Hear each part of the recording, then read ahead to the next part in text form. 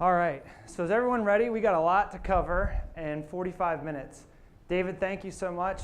This is a great event. This is my first time here. My name is Andrew Diffenderfer. I won't make anyone say that a bunch of times. Everyone calls me Diff, if that makes it easier to remember.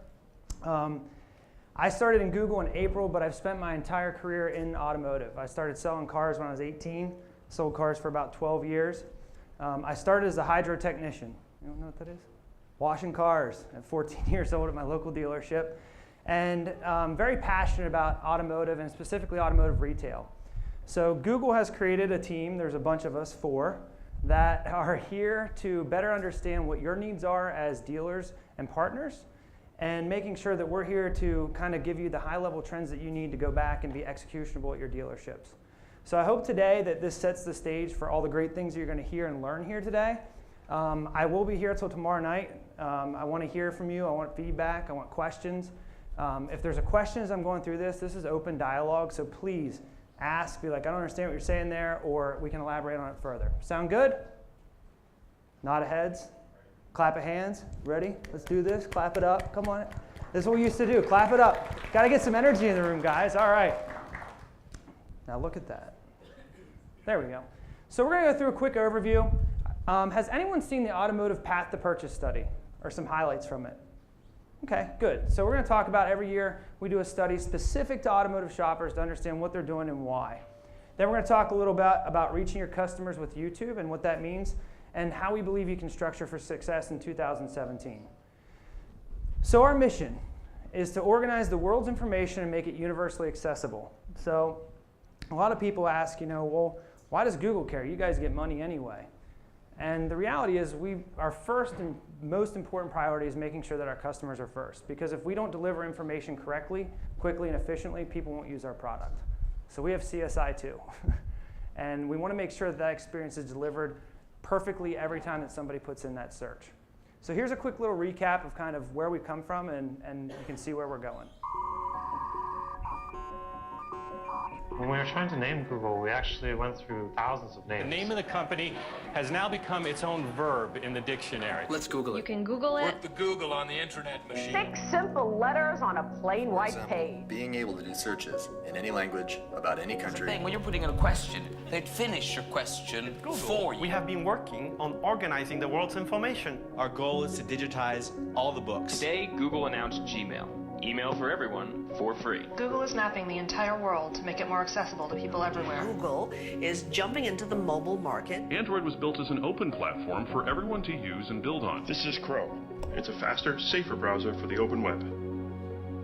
Google is unveiling what they call the knowledge graph. We needed to understand the world the way you and I do, as objects and relationships between objects. Today, Google got another useful feature with Google Now. We are providing you with answers before you've even asked for them. One of my favorite cards is the one that shows traffic data for your commute to and from work. Think about how far Google has evolved from the 10 blue links. We asked ourselves, how can we assist you right when you need it? Okay, Google, call the Walker Art Center. It's not just desktops, phones, and laptops anymore. Okay, Google. 유진이한테 5분 늦는다고 문자 보내줘. It's watches with displays, car consoles with displays. Okay, Google. Let's go to the aquarium. How can we help you get things done in as few steps as possible? Okay, Google. Okay, Google. Okay, Google. Show me my photos of Lucas with the pumpkin. But we have to remember, we have a long way to go. This is just the tip of the iceberg.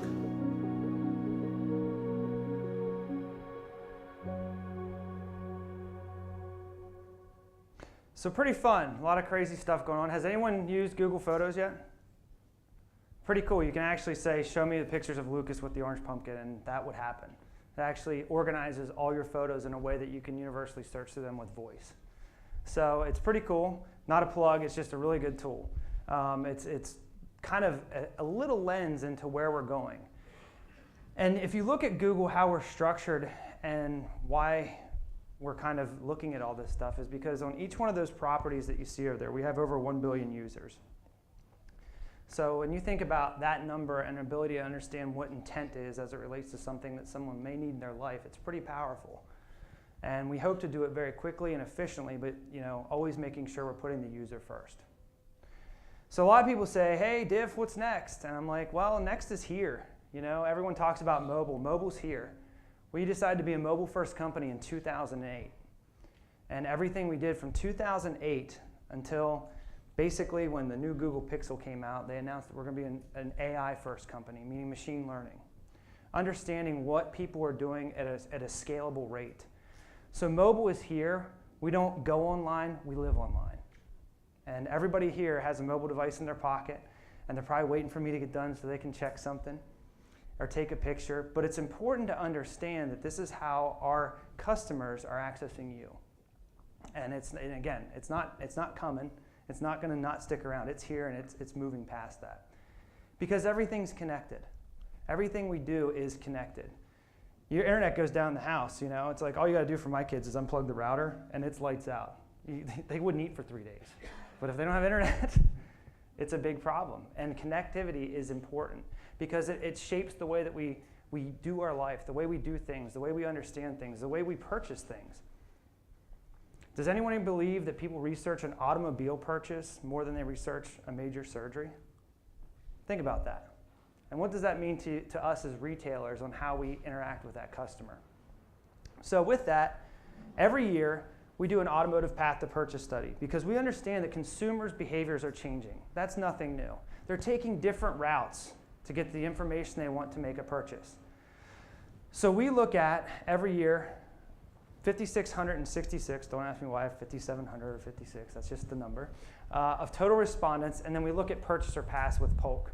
And we do this study every year with Millward Brown to understand how we can make sure that we as retailers are correctly positioning ourselves to capitalize on those moments of intent. It's interesting. There's just this big thing that goes on, and everyone's trying to squeeze to that last moment when they can get the lead, right? There's tons of stuff out here, and everyone's optimizing towards that one point. So the more data that we have to understand how to optimize that point, the more effective, hypothetically, we can be. So this is the kind of stuff we look at. Does anyone know what this is? It's a clickstream. So this person ultimately bought a Jeep, but these are all the queries that they began to look through on that path to purchase. You can see that they looked at Toyotas, they looked at Jeeps, they looked at a dealership, they looked at a Nissan, they looked at SUVs by gas mileage in the middle of their clickstream, but ultimately they purchased a Jeep. And by the way, at none of these points did they visit a dealership yet. So people research a lot. In fact, 16.75 hours in 2015, and that just increases more and more. Why? Because information is more universally accessible. It's faster, and it takes less time to get what we want, but therefore we spend more time doing it. And 89% are in markets for 3 months or less. So probably what used to be 10 years ago, a year-long decision, now happens in 3 months or less. And we're going to talk about kind of some of the activities and habits that happen in that 3-month window. On the flip side, they're only visiting 1 to 2 dealerships. And 56% of people only test drive 1 car or less. So think about that. Am I here to say the test drive's dead? Absolutely not. I think it's highly important. It's how you get to the test drive. What's the value of salespeople today if they're only visiting 1 to 2 stores and test driving 56% of people are only test driving 1 vehicle? Making efficient use of people's time. Sales consultants have extremely valuable proposition for somebody if they can make good use of time. Because people that show up at the dealership, how many people have heard somebody come in, hey, I'm here to look at the white Camry in the back, stock number A1859B, the one with the tan interior, I was here on Sunday, can you pull around front? I just want to make sure that I fit in the seat okay. Pretty common, right? The flip side of that is where can the sales consultant begin to put in some value in that transaction? Well, there may be some features and benefits that they didn't see online. Or the best thing you can do is make good use of the time so that you can close the sale because they didn't show up at the dealership by accident. One could argue if most customers are only visiting less than 2 dealerships, you should sell 5 and 10 ups. Use that for your Saturday morning sales meeting. That'll get some people fired up. I want to see 50% closing ratio today on the lot. But the data speaks to this. Now, it's only 5,700 people, but these are trends, and trends are things that if we could move our closing ratio on a Saturday to 30%, would we all take that? Heck yeah, we would. Heck yeah, we would. Because here's what's happening. Customers are not brand loyal anymore. Just because they drove a Ford for the past 10 years doesn't mean they're going to drive a Ford again. 65% of people switch from a previous brand owned. Why? Because when you look back at those searches like best mile per gallon SUVs, what SUV gets around 20 miles per gallon? Probably thought about 3 or 4 different ones, didn't you? So now the research channel changes dynamically as the customer goes around this automotive path to purchase. 25% stayed brand loyal and 10% were a first-time buyer. Now, this can freak you out, or it can be an immense area of opportunity, because I think that once we find a good experience, which many of us can provide, that appreciates our time, these numbers can get pushed out the window.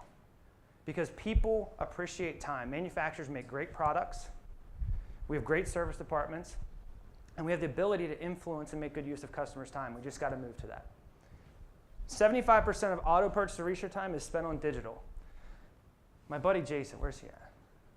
So I'm not here to say, and this is a Jason line, which is good. The reality is there are no bad mediums. There's just bad messages. And why is that important? Because traditional has a place. Digital has a place. If they're not used effectively that provides value to the customer, none of it matters. It's just understanding where our buyers are coming from, and it is digital. And when they do that, they're not decided, but their purchase window is 3 months. So a lot of stats here, but 72% of time is spent on brand comparisons. How many of us have brand comparisons or brand competitive outreaches on our websites today that compare the models that you most likely trade to what is purchased? Meaning if someone's driving a Ford F-150 and you have a Chevy store, do you compare the F-150 to the Chevy 1500? That's probably something useful. Maybe it costs you a little bit to do that, but here's the thing. If you can let the customer do that on your website, which is still the #1 source where people go to evaluate information, that's a value. Because across this path, there's 25 average touch points, but 19 of them are digital. Okay, so my favorite one, newspaper websites, right? Think about that. Jason, no bad mediums, just bad messages. So one could argue that a newspaper is still a very effective medium for a dealership, and I would agree with that. 10 years ago, you may have put a Saturday morning print ad in the paper. Today, I would say, are you highlighting the new Honda Civic in the PR section of your local newspaper's website with a sponsored story? Because that's effective. That's getting your name out there, and you're using that audience to talk about your product. And then all these other little pieces are important, but it's how are you positioned across all of them? Because one of the things that we do know is that marketing budgets are finite. So you can't have just an overwhelmingly endless supply of money. You got to put your dollars that drive the most ROI into sales or service opportunities. So where are we seeing the growth? And this will kind of move us down to where we're going today. Mobile and video. Auto video watch time on YouTube is growing at 220% per year. Because there's more content and there's more consideration out there. And time spent on mobile, because everyone does this, they want to be able to go from desktop to mobile, mobile to desktop, mobile to video, video to desktop, back and forth. And they can do that all from one device. So let's talk about mobile. Does anyone have any questions there before I move on? I know that's a lot, but we're going to make efficient use of the time. We're going to run tomorrow morning. Good? Okay, so mobile. Who's a nomophobia? Who has nomophobia? I do. Come on, seriously. It's right here. And there's my room key. But it's a fear with being without your mobile device or source of power or service area. Because we check our phones on average 150 times a day.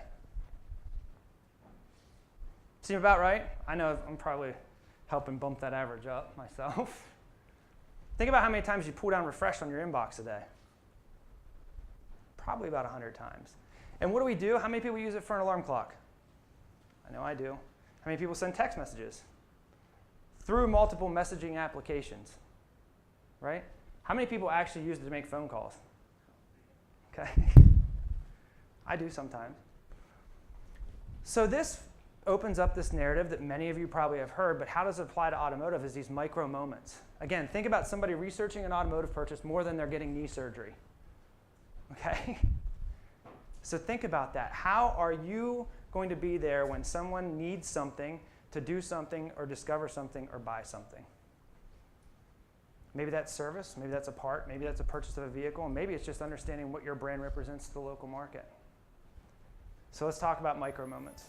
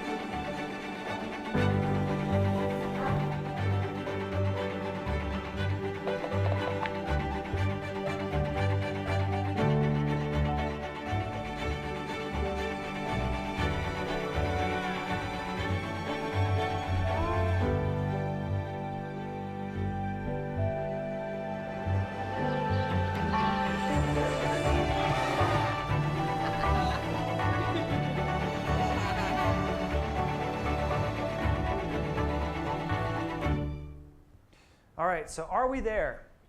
Because over 1/3 of auto research time is spent on a mobile device. It's a powerful number. I mean, think about this big purchase and think about what somebody is able to do. And then you layer on the fact that somebody can send an article to their mom or dad or their sister or brother about something they're looking at and share some information that way.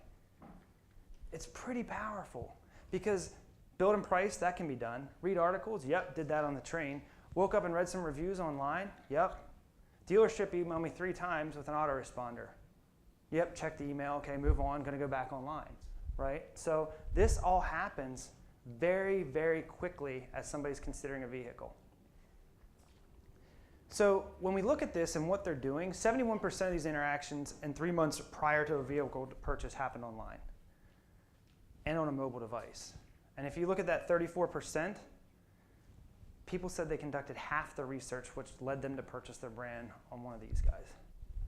Which begs the question of, is everything you're doing from a dealership perspective able to be used, understood, and capitalized upon from a mobile perspective? Because if we know that this is the type of things driving the research, how are you positioned for that?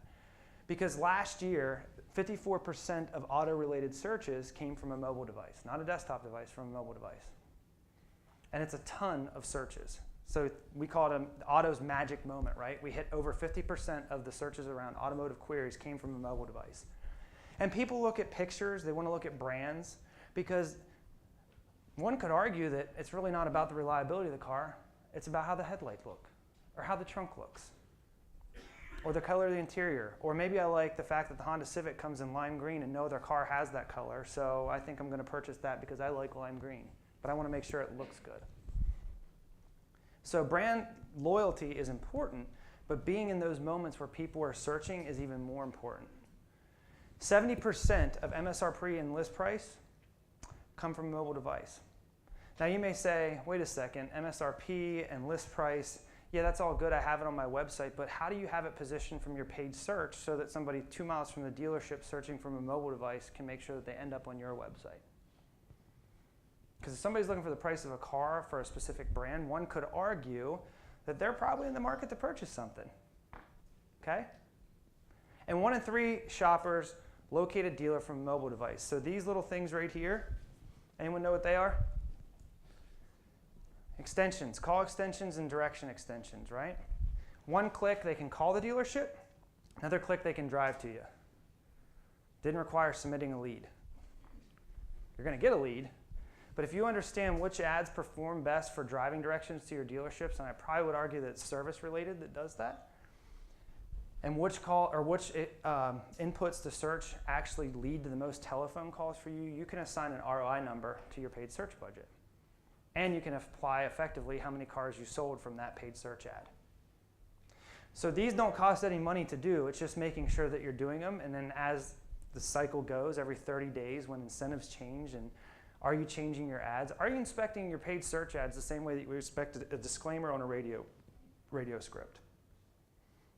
Who's sitting down looking at that? Because this is going to be the game changer, right? And it's not just happening with millennials or kids.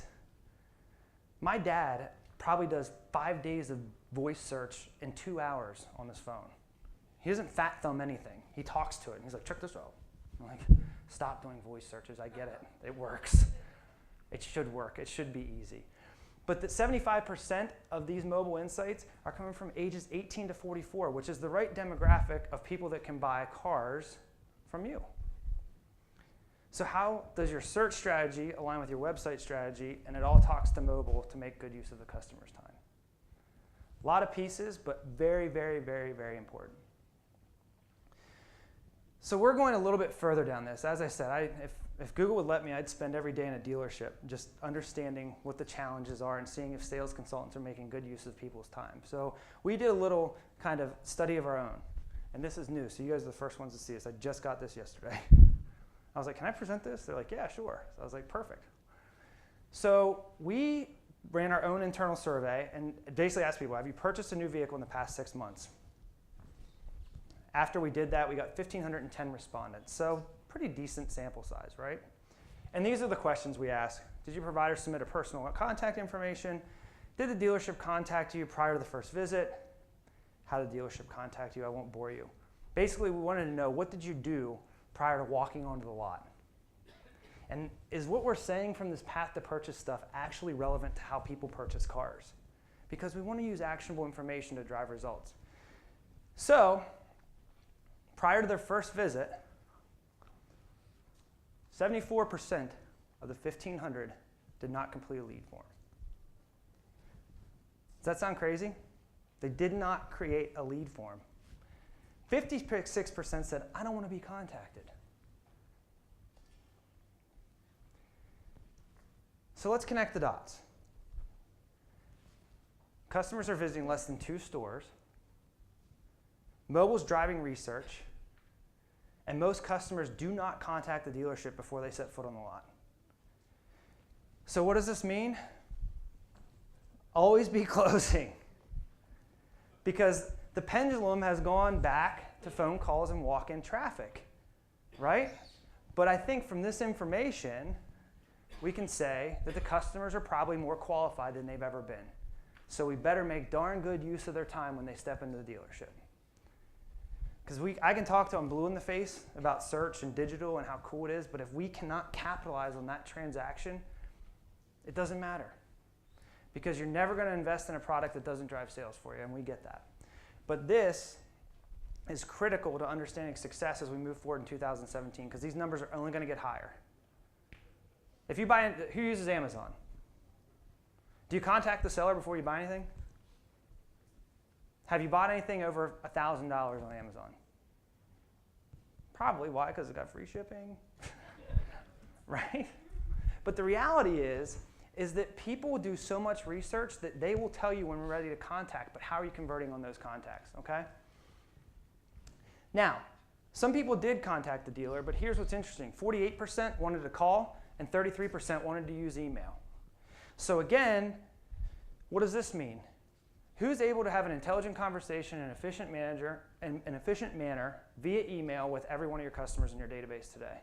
And is everyone trained on the phones? And if you're doing all of that, when a call comes in from paid search, do you understand if it's a sales service parts lead? Is the call transcribed? And if it's not handled in the manner that you want it handled, is somebody alerted to make sure that they can capitalize on that result? Because every one of those little call buttons that I showed, you can put a Google Voice number and forward that to every department and have somebody instantly to a sales consultant if they're searching from a keyword that has anything to do with the sale.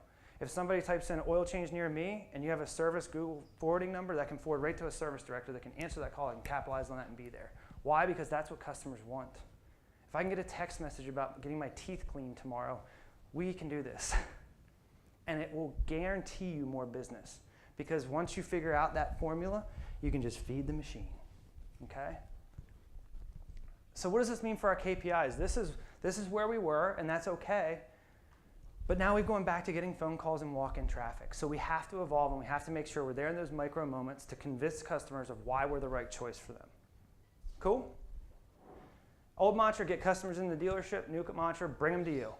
And then after you bring it to them, get them back to the dealership. Because that's where they want to transact. Good so far? Cool. So, video. 220% increase in video. How many people in the room think YouTube is too big for me as a dealer or an auto group or as a vendor to get in front of anyone on YouTube? How many people?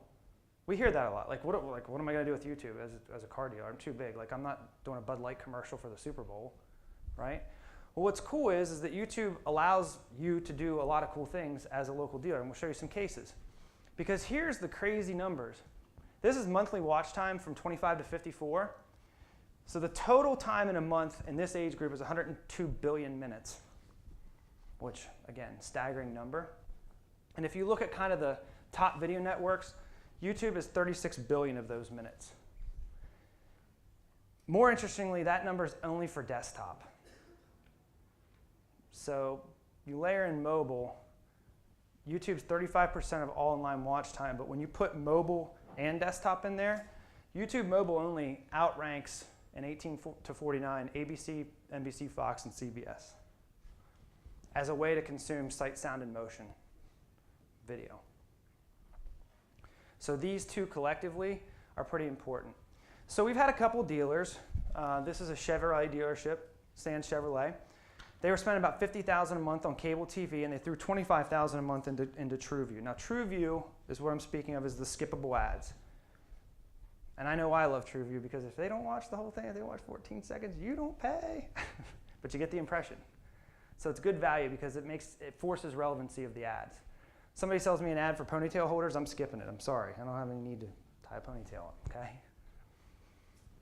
But they had a 20% increase in their website visits.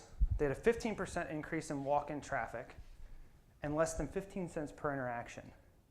So they consistently kept putting money into this. Now, $25,000, that seems like a lot of money. So we had a Subaru dealership that put $300 in. And they had a record month, 3,700 completed views. So completed views meaning if you had a 15-second spot or a 30-second spot, they watched it to completion, and then they also saw a 30% increase in website traffic. Why? Because they're putting their content in front of in-market automotive shoppers, which is something you can do with YouTube, which is pretty powerful. So when somebody's looking for a mid-size sedan, they type in Honda Accord review, you can have ABC Honda come up in front of the Honda Accord review on YouTube if that search happens within 5 miles of your dealership. Okay? And after they do that, they still look, they visit the dealership and they search inventory. So they use the computer and they still want to validate that purchase decision. When we speak about this, this is where we're seeing the growth. This is why people are test driving less cars today, is because they are looking at test drives online and they're getting every piece of the thing that they can possibly get, minus probably touching the leather seats, on YouTube. And they can test drive 15 cars in their living room and stream it from their mobile device onto their big screen TV. My wife just did this. We had our second child, and I was like, can we please stop watching test drive videos? Can we watch a movie? Nope. And she had a queue set up of test drives of the cars that she was considering, and we watched test drive videos for an hour and a half. And I'm a gearhead, and I love cars. But I was like, this is a little much. But guess what? It was very important because when we went to the dealership, we were in and out in 40 minutes. Because she had test driven the car. She sat in it, she's like, boop, boop, boop. Yep, good, okay. Sign papers and let's go. The other thing is feature and options and walkthroughs. This is only increasing, and why? Because we're having more content creators put more stuff into automotive. People love cars, you know? And the cool thing too is that the content doesn't have to be really polished. Make it organic. People want to see believable, thorough test drive information about the product they're using. Now, one could argue that a sales consultant could say, oh, I understand you don't want to test drive the vehicle. Is that because you watch a lot of videos on YouTube? Well, I want to make sure you watch the right video, because this one's my favorite, and I want to show it to you once we go inside, but I'm always a fan of making sure that you touch and feel the product before we get you inside. That's making good use of someone's time, using technology, because they probably have done that and it's familiar with them. Destination, YouTube still outranks when they're researching OEM, dealer, social media, and third-party sites. Why? Because it's a neutral ground for a buyer, and they believe they can get good information. Here's what's interesting, is that they, on average, watch 4 videos. My wife would skew this average through the ceiling. But when they get closer, they're validating the purchase. They're watching 1 video about the product that they're probably going to walk in and buy. On the other hand, search goes the other way. They search less, and when they get close, there's like validation, validation, validation. They're doing all these search queries to make sure what they're buying is properly reviewed, and their friends are going to say, I can't believe you bought that car. You know? So pretty interesting. And this 65% number that we referenced earlier, check this out. 9% of people watch the video on the brand they purchased, but as they get closer, it's 50-50. So they're out there just researching probably broad matches, best-in-class mile per gallon, best-in-class sedan, etc. But once they get down to this 1-month window, again, they walk on the lot, and hopefully they bump into a good salesperson that makes good use of their time. The retail model is still alive and well. We just have to adapt to what customers are doing to make good use of the time. And these are the type of things that are people watching. This guy looks like he's kicking the back of that Escape. It's the trunk feature on the Ford Escape, right, that you can open. Versus that video on the bottom right, high production shot with an iPhone. This one I think had 23,000 views in like a week. Because it was relevant, the new car came out, and this guy's just like, I'm going to show the feature. I'm going to show how this thing works. There's a lot of people curious about how that trunk opens, so he did pretty good with it. But test drives, features and benefits, and walkarounds. So now you're probably saying, okay, Diff, I get all this. YouTube's important, but how do I act on it as a dealer? Well, the good news is there's a lot of searches for this type of content. 700,000 around truck content. And this is just an example. Somebody was looking for a F-150 versus Toyota Tundra, and this is a GM ad in front of that, talking about the offer. 850,000 for midsize SUV. And you also can play in this arena a little bit, which is basically paid search on YouTube. It's just YouTube search that somebody searched for best hybrid cars, and Honda says, hey, that's something that's important to us. We want to show you what we have. And the Prius was there, pretty relevant to that search. But the cool thing is we've developed a tool called the YouTube Director app, and I'm just going to show you a short video on it. Is you can take this, and I think one of the most important things that you can do as a dealer is making sure people who understand who you are, what value you provide to the community, and what your people are about, and how you're going to make good use of someone's time.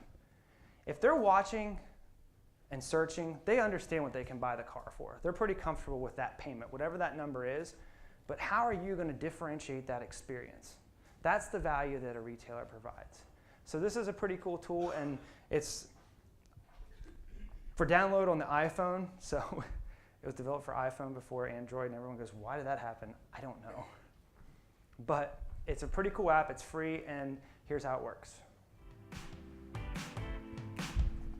We're here today to show businesses how quick and easy it is to make a video ad for YouTube. We're asking businesses to take part in the YouTube Director Video Challenge. So you guys ready for the first part? Sure. Okay, so I want you to make a video about your business, film it, Okay. edit it, put it on YouTube in 20 minutes or less. Can I cook instead? No. Here we go, go, go. 20 minutes on the clock. All right, no clue. Welcome to my market, right?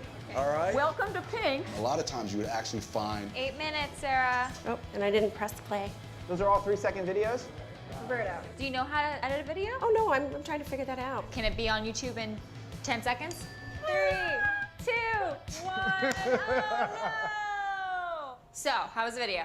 yeah, it was hard. Do you know when you shoot like this? Oh, it's terrible. I had no story, I had no concept. Now I know why I became a barber and not a director. Well, you did okay. You ready for part 2? Yes, I am. Okay, awesome. The exact same thing, but I'm gonna give you some help. Okay? So I'm gonna give you this, the YouTube Director for Business app. and it has all these templates on here. And this is gonna guide you through the entire video. What? Okay. And help you publish it to YouTube. Really? All right, so here's a template right here. Short owner story. 20 minutes on the clock. Okay. Go, go. Describe yourself. Shocked too. Talk about some products. This is Dave, one of our awesome bartenders. Hi, I'm Nadia Geller. Welcome to Pink's Hot Dogs. I grew up in an old barbershop like this. Shot 5, explore what we have to offer. Variety of beautiful things for your home. Or online. Perfect. All right, we're already at editing. There's nothing to edit. We nailed it. We're at 10 minutes. I gotta add some music. Soundtrack to make the film. I'm ready to publish. Alrighty. Whew, this was a lot easier. 1, 2, 3. Woo! Yes. So easy. It's like a big budget. Woohoo! So much better. I think that's great. How exciting. It walked you through it and gave you tips. Steps 1, 2, 3, 4. It was like as easy as ABC. It was designed well. Instant commercial. I mean, that's priceless. The app works as the director. Great. And how much did it cost you? Nothing. So easy, and then you can just publish it. We can use it as paid advertising on YouTube. All around.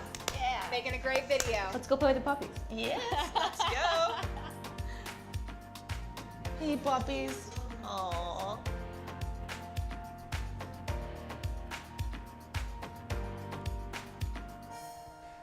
So a really cool way to create content or create sponsored content, whatever you want to do. You're the director, and then you can choose on what you want to do. There's some pointers in there. It's really, really cool. Check it out and download it. So as we're coming down the home stretch here, how are we going to structure for success in 2017? One of the cool things is if you look at the SAR as it relates to Google interests, we keep a close eye on this. You can see that search queries in automotive often follow the SAR. It's not a surprise. When the market's moving, people are searching for stuff. They want to buy product. But the question remains, 2016, where are we going to end up? And then 2017, there's a lot of discussion around a flattening SAR, which is pretty exciting. And you're like, what? Because I think he who is first to the punch and able to understand their market and make good use of customers' time will probably see an increase in their business. The global number may not be the same. There's tons of cars that are coming off lease, so CPO business will probably be up. This is only new car. But there's still a ton of profit opportunities out there for us. What about fixed ops? How many people in the room dedicate portions of their search budget to fixed operations? Great. Do you believe that there's more opportunity there? I would agree with that too. So when we look at this, let's say you have $100,000 a month to sell 200 cars. That shakes out to about $500 PVR, right? If you look at the way NADA broke out in 2015, the percentage of dealer spend, it says about 28% is lumped into that category of internet, 9% direct mail, 23% TV, 16% radio, 13% newspaper, and about 8% other. But I want to talk about the $139 per car, okay? That is probably divvied up amongst some search, your website fees, an autotradercars.com, and probably some type of display advertising. And the question then becomes, is $49 a car in search enough if it drives nearly 50% of your website traffic, or 50% of your phone calls, or 50% of your driving directions? Because I believe what happens is as the SAR comes down, when I was working at the dealership, our marketing budget went to about half of what it was because there was a fear that sales were going to slow down. And I think that's okay. Because when we came out of 2008, the beautiful thing is nobody really had this landscape of digital figured out, and we've had a really good run, and I think we're going to continue to still grow, but we have digital figured out. So moving forward, you could spend $50,000 on 200 cars, knock your PVR in half, and then mix up your marketing mix into areas that have the highest ROI and drive conversion. And conversion is not getting a lead form filled out. How do people call you? How do people get to the dealership? How do they email you? Are you making that easy for them? And there's a big, big portion of understanding what people are doing online. You can look at in-market auto shoppers and market to them. And audience solutions are something that you're going to continue to hear as a big conversation for automotive because people aren't brand loyal, but you want to be in front of people that are in market. So this is exciting. And what happens is that unfortunately the dealer investment hasn't kept up with the demand because the industry, we often shift budgets instead of add based on ROI metrics. So we take money from here and place it here and the budget stays the same. But the dealers that have figured out how to take money into ROI have seen a great increase in sales results. So that begs the question, who's your digital quarterback at your dealership? And this isn't your friend's cousin whose son's going to college for marketing, and he is on Facebook, Instagram, Snapchat, all that. This is an executive level position that can walk into a used car director and say, hey, I know we traded in the 2013 black Escalade, and it's got 4,300 VDP views, and it's odd because typically a car, once it hits 2,700, we have 15 leads on it, and that didn't happen here. So you're either overpriced or it's got a bad title.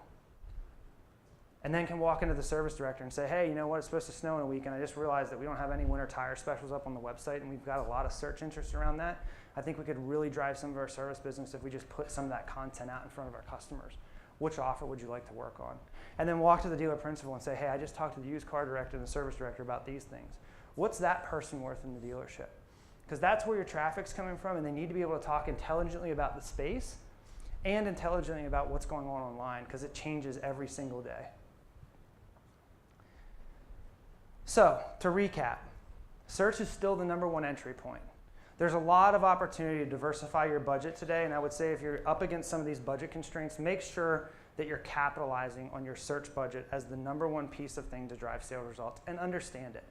Make it a priority, because it's a big portion of your incoming traffic. And again, remember the YouTube piece? It was basically flipped. People are using search 51% of the time in the month that they purchase to make sure what they're purchasing is correct. So it's a jump ball, right? Let's not wait. Let's figure this out now. Let's come into Q4, figure out where our investments are, figure out where we can capitalize on more, where we can grow, and where we can improve. Because search is the portal, mobile allows consistent research, and video drives consideration. So if you take anything away, understand these pieces and how you're impacting that, and use this wonderful event as a way to understand how you can probably position yourself better in those avenues. So if you do anything, do this. Ensure you're maximizing and evaluating your search budget daily. If you're running out of money on your search budget on a daily basis, you probably either need to reevaluate your keywords or put more money in the hopper. Ensure you're making the most of your mobile moments. Call some friends, ask them to search for the dealership, and ask them how they think the experience is. Pretty easy. And then see what they tell you and fix it. Get in the game with YouTube. Doesn't need a bunch of money, but it's a great way to get a lot of reach and get your brand and your name out there and be in front of a lot of those little consideration pieces. And then understanding ROI. Prepare a digital marketing strategy for all your dealership profit centers. I think the days of making the new car department pay for the whole entire dealership's marketing probably needs to be updated a little bit. Service can feed that machine and have a really good ROI. And take time to learn today from all the wonderful people here. David's done a phenomenal job of making sure this event is highly effective and a good use of everyone's time, so make sure you use that. Just since I started, 313,000 automotive searches have occurred. And this runs a live counter, so it's running in the background now, and we have a little thing, it's pretty cool, that all our engineers probably spent years on, and I plug it into a slide and it works. But what does that mean for us? What can we do differently to get in front of some of that? I'm a gearhead. I love cars, so I just think of everything as it relates to like how fast you can go and quickly. Does anybody know who this guy is? Ken Block, right? So one of the things that I'm always fascinated about is that he does these Gymkhana videos, and like a day they get like 1 million, 1.2 million hits. Is oftentimes when he does this, it's one shot. There's no prior skid marks. You can't scrub burnouts off the streets, in this case in the streets of Dubai. So when he comes in at 100 miles an hour and rips the e-brake and slides underneath this Ford Raptor, I think there's one set of skid marks on this one. So that moment of intent has to be executed, organized, and capitalized on perfectly every single shot. And you can see there's one set of skid marks there. And he does this time and time again. But the reality is that behind him is this immense pit crew, who I'm fortunate enough to have a couple friends that work on. And they're a great group of guys. And this team that I'm on, we want to be your pit crew. And we're going to be out here at events like this to make sure that you're organized in a way that you can capitalize on that little moment of intent to make sure you get it right. Because we have to for our customers, and we want to make sure that we're giving you content that's actionable and you can deliver this. So I'm going to be here until tomorrow at about 4:30. So please give me feedback. We want to hear it. We want to work with you. And we believe in automotive retail at Google. I can tell you that. The amount of people that work on this every single day to grow is very, very powerful. So with that, I'm going to let this video play, and if there's any questions after the video, everyone always asks about self-driving, so this is the one thing that I'm allowed to share about self-driving. And it's pretty powerful, so take a look, and I look forward to learning more about your businesses, and thank you so much for your time.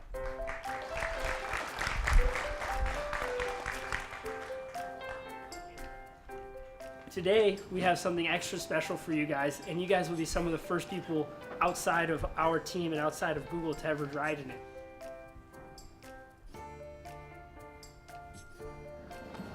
Oh, there it is. Oh, isn't that cute? You actually see these in the streets of California if you're ever out there. You'll see them running around. Go ahead and buckle up. Okay, Annie, here we go. All right, Connie, let's go. There's no steering wheel in the way. It was a big decision for us to go and start building our purpose-built vehicles for this. And really, they're prototype vehicles. They were a chance for us to explore what does it really mean to have a self-driving vehicle. But in the small amount of time we've been working on it, we have functional prototypes, and that's exciting. It's really cool. It was like really kind of a space age experience. Okay. Hooray. We're like queens. Yeah. You said relax. You don't need to do nothing. It knows when you need to stop. It knows when you need to go. It actually rides better than my own car. Yes, sure. What she really liked was that it slowed down before it went around a curve and then accelerated in the curve. She's always trying to get me to do it that way. That's the way I learned in a high school driver's ed. So if I had a self-driving car, I could spend more time hanging out with my kids or helping them with their homework, even just tending to them, finding out how their day was and not having to wait till you get home and have dinner and all that. So it'll be good. Human feeling of it is very well engineered, and it is very smooth. There's nothing that makes you feel the least bit threatened. It's impressive. I'm totally in love with this whole concept. Our lives are made up of lots and lots of little things. And a lot of those little things for most people have to do with getting from place to place in order to connect and do things, be with people, go places that they need to go and do things. And so there's a big part of my life that's missing, and there's a big part of my life that a self-driving vehicle would bring back to me. This is the first step for us, and it's really exciting to see the progress we've made. The opportunity for people to just move around and not worry about it, it's going to be incredibly empowering and incredibly powerful for people. I love this.